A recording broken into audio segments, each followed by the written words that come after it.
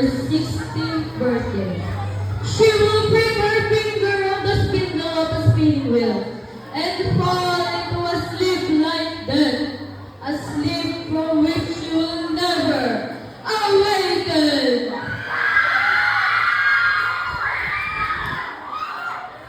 I like you begging. Do it again.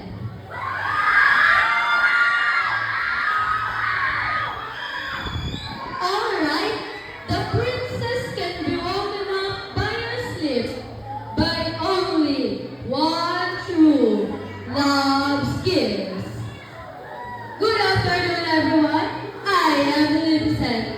I am the powerful fairy, protector of the magic force, who suffered a devastating betrayal by her human love. This love hardened my heart